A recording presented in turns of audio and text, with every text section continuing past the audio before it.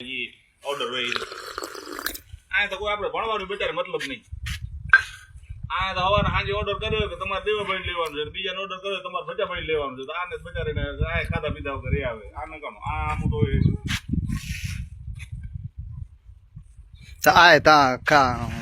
ધાન તો આપણું ખાતા ને ખેડૂતોનું નિયા કરતો લાગશે તો આ ને આ હે નિહાકા તા જ લાગવાના છે ને.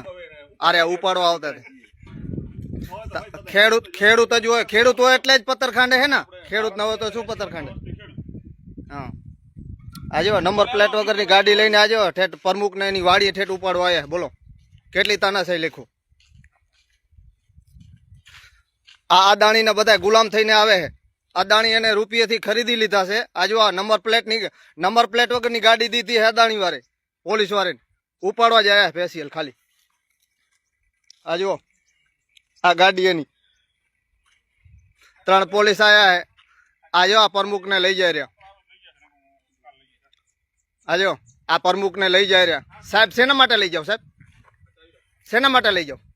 સાહેબ શેના માટે લઈ જાવ? ખબર જ છે એમને. આ પણ એને ખબર હોય, તમે કયો તો ખરા અહીંયાથી ઉપાડવા આવ્યા સાહેબ. શાંતિથી બેસે છે. આ પણ શાંતિથી બેસે કાક. તમે તો કાક કરો. સાહેબ બોલો કાક બોલો.